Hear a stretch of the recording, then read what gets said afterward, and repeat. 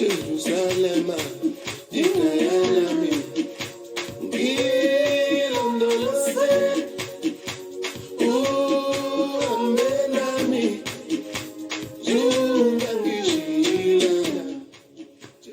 Hi everybody, good morning, good afternoon, good evening from wherever you listening from, wherever you're going to be watching this chat video from.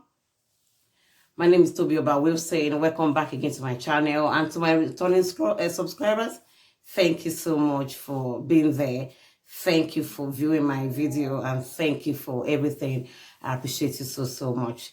I'm back again this morning to talk about a very important issue that I think all international students should learn about. From my heading, you could see I said, learn from my mistakes and be aware, all international students. Yeah, I want to talk about how I became an illegal migrant in the UK. Whew. Wow, I can talk about it now because I think I've healed up. I've learned my lessons and I've moved on, and I thank God that everything is fine, you understand. But I need to talk about it because I don't want you to make that mistake. International students, please, you need to learn from this. You need to learn from this.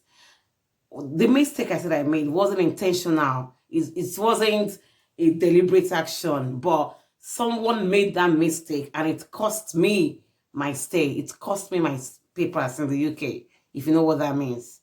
And that's why I said I'm going to talk about it so that you can learn one or two things from it, and pay attention to details and be really guided. Ask for advice before you make any decision, and try to cross all the T's and dot all the I's. Yeah, let's talk about it. I came into the UK in 2013 as a student, as a college student. I came to study a 3-year course, hospitality management. But this college, you have to renew every year. I wasn't given a 3-year visa from Nigeria.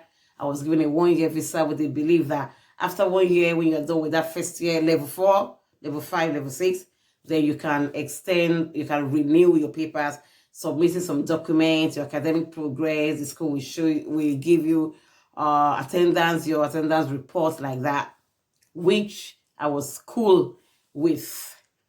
But what happened was that when I came to join my partner, you understand, and in the process as a married person, I got pregnant. Ooh, and that was a good news. Hallelujah.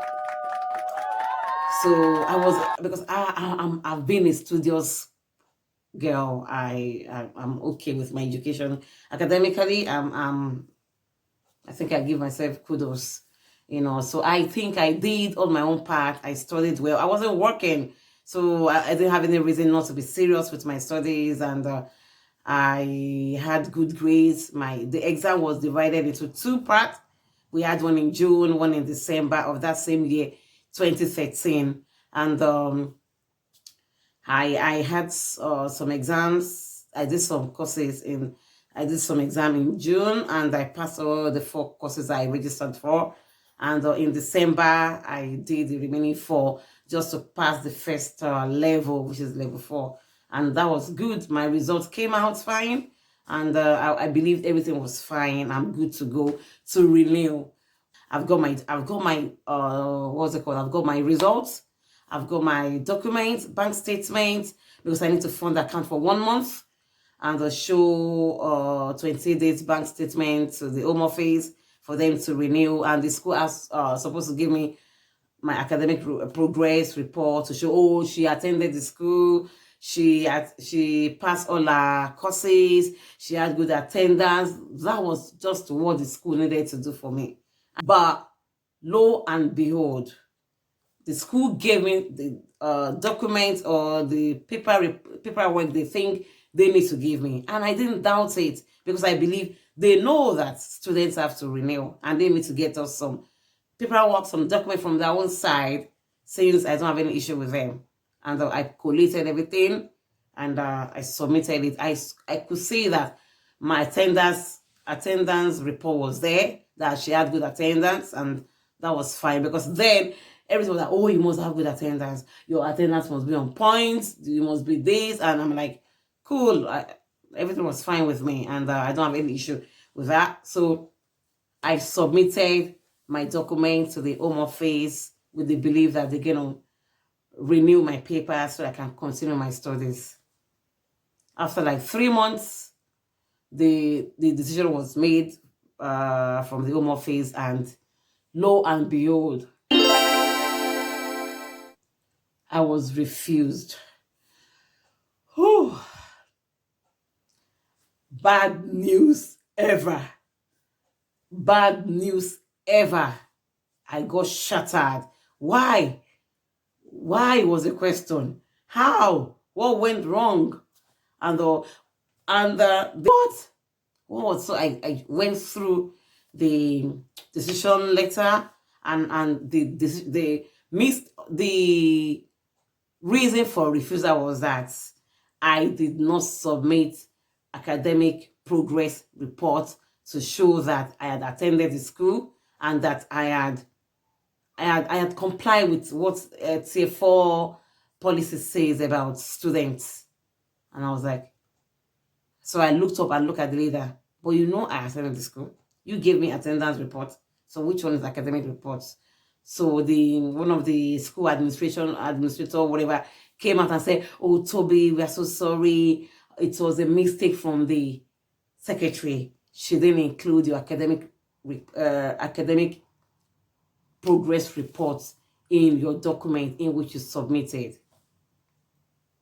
I was shattered because I was like, what are you telling me? So how does that affect? So why should I pay for what I didn't buy? I'm like, but the deed has been done. I'm the one in the middle. It is my name. It is my own. It is my case now. And the Home Office doesn't care. They just decided the case based on what was in front of them at the time of decision. And that was how I fell and went in for it. And they said, oh, don't worry. They've given you opportunity to appeal the decision. And they said, don't worry, never mind. We're going to get to the academic report. It was just an oversight from the secretary. You know, they were trying to cover up for the secretary, which I understand. And I thought, oh, it was just a little mistake and that would be rectified. My brother, my sister. Up till now, the decision was made and that was final. How? Yeah, I did submit we did package it again, and they put in the academic report progress this time around, and I have to go through appeal to sort this out. I went to represent myself in the court. I faced the judge, almighty UK judge. I'm like, everybody takes a lawyer when they are putting in, or when they're putting in an application, when they have a court case. But then I wasn't working, I can't afford it. So I was like, because I believe it's just an oversight. It wasn't my mistake. I didn't make that mistake. I've got my results.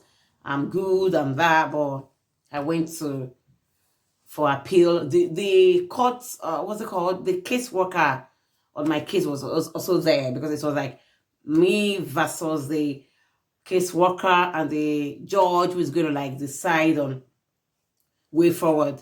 And I tendered I've already submitted all the documents, so they have it in their care. And I was just like, say what happened again. And I told the judge, well, the school had made a mistake. The secretary didn't submit, didn't include my academic progress reports in my document in which I submitted. And I didn't know about that because I was giving my attendance report, and I thought with my bank statement and with other documents, my own personal document, I thought I should be fine.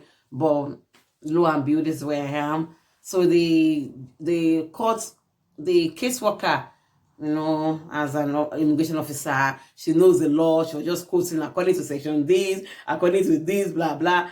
I am not from a law background. I was a qualified teacher. I have teaching background. So I wasn't quoting any law. I don't even know any law. And I didn't use a lawyer.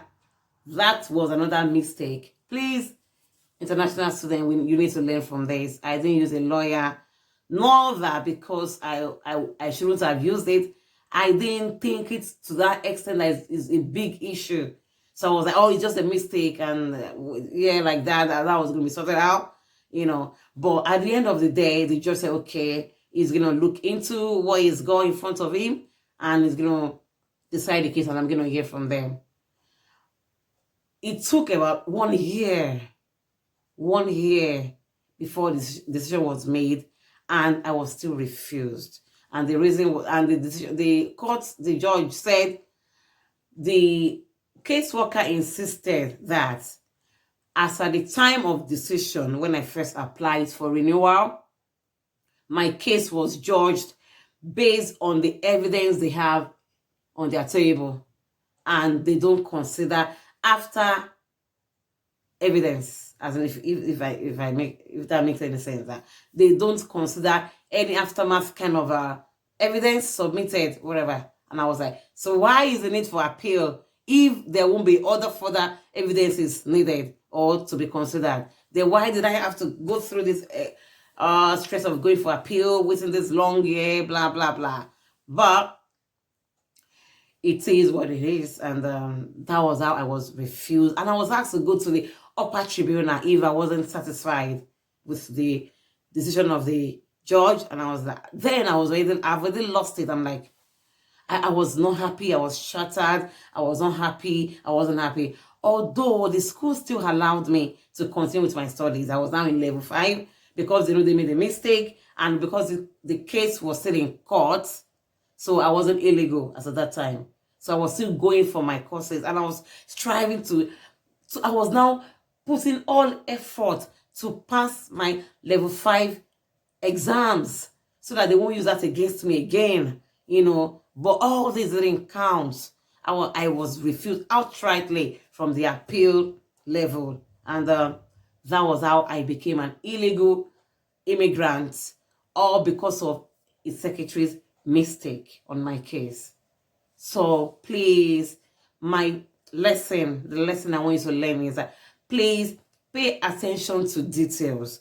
If you want to submit any application, any document, look at it very, very well. Make sure your names are spelled correctly. Make sure there's no mistakes, no errors, because you don't know the caseworker that's going to handle your case. You don't know their own challenges. You don't know what they are facing, what they are bringing to work. And what's this? On a normal day,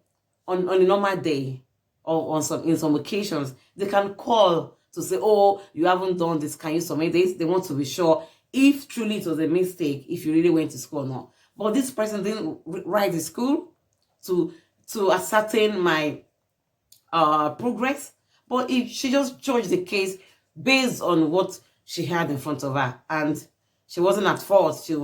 She insisted that she decided my case based on the evidences, based on the document I submitted, and the judge didn't say anything wrong with that. And that was how it all happened. So please pay attention to details, ask questions, check your paperwork before you submit, ensure that all that needs to be included in your applications are included before you submit it. That home office, they don't play there.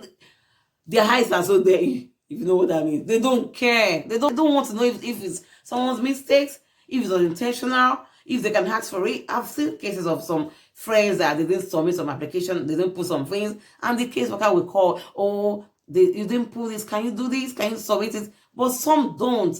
So the best thing to be on the safer side is to submit those evidences completely in one go, and make sure that you tidy your own ends. No mistakes, because these mistakes can alter your life, because this cost me a lot of things, a lot of opportunities, and my life was at a standstill for a long time before I got another chance to get my papers sorted out. So I'm sure I've been able to pass a message across this morning, and I know that it's gonna bless someone. Please share this video. Let it get to wherever it needs to get to. And yeah, thank you so much for everybody. Thank you so much, everybody. Thank you for subscribing to my YouTube channel. Thank you for viewing my page, for viewing and liking my video. I really appreciate it so much. Thank you so much. I remain Toby Oba Wilson. Catch ya